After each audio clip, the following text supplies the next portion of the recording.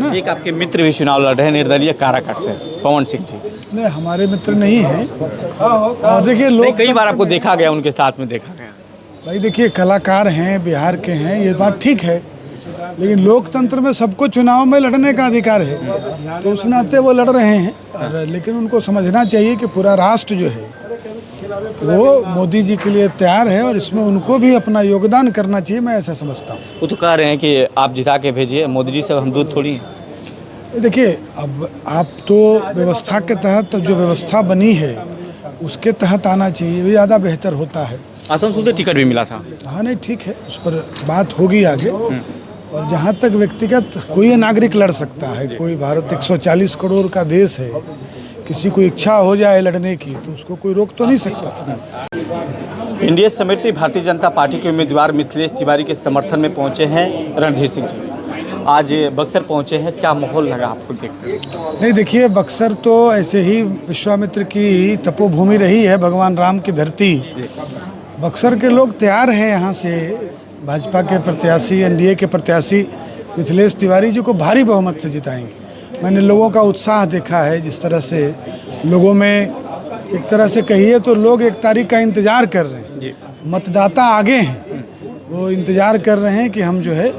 महागठबंधन के उम्मीदवार सुधाकर सिंह ने कहा कि इस बार बीजेपी का बक्सर से पतन है और बक्सर से शुरुआत है, देश ले पतन हो। देखिए, अब आरजेडी के मित्रों को कुछ बोलने की आदत है, तो चुनाव लड़ रहे हैं तो अपनी बात रखते हैं, लेकिन चुनाव में तो जनता मालिक है और जनता ने तय कर लिया है कि यहाँ से कमल खिलाएंगे। भगवान राम को जो लाए हैं उनको यहाँ स्थापित करने का काम करें। यानी राम के नाम पर या मोदी जी के नाम पर? नहीं, विकास के नाम पर, डेवलपमेंट के नाम पर। राम प्रतीक हैं डेवलपमेंट के।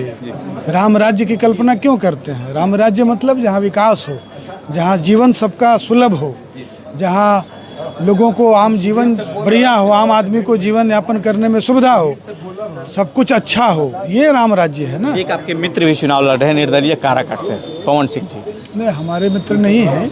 और देखिए लोग कई बार आपको देखा गया, उनके साथ में देखा गया। भाई देखिए, कलाकार हैं, बिहार के हैं, ये बात ठीक है, लेकिन लोकतंत्र में सबको चुनाव में लड़ने का अधिकार है, तो उस नाते वो लड़ रहे हैं। और लेकिन उनको समझना चाहिए कि पूरा राष्ट्र जो है वो मोदी जी के लिए तैयार है और इसमें उनको भी अपना योगदान करना चाहिए, मैं ऐसा समझता हूँ। वो तो कह रहे हैं कि आप जिता के भेजिए, मोदी जी से हम दूध थोड़ी हैं। देखिए, अब आप तो व्यवस्था के तहत जो व्यवस्था बनी है उसके तहत आना चाहिए, ये ज़्यादा बेहतर होता है। आसनसोल से टिकट भी मिला था। हाँ नहीं, ठीक है, उस पर बात होगी आगे। और जहाँ तक व्यक्तिगत कोई नागरिक लड़ सकता है, कोई भारत 140 करोड़ का देश है, किसी को इच्छा हो जाए लड़ने की तो उसको कोई रोक तो नहीं सकता। लेकिन जिस प्रकार का माहौल हम लोगों ने बक्सर में देखा है वो बिल्कुल अनुकूल है और भारी मतों से यहाँ से एनडीए के प्रत्याशी मिथिलेश तिवारी जीतेंगे। बिहार सरकार के पूर्व मंत्री थे और जिस प्रकार से आप माहौल बक्सर के लेकर दिखाई दे रहा था, उस माहौल में यह भी अपना योगदान देने के लिए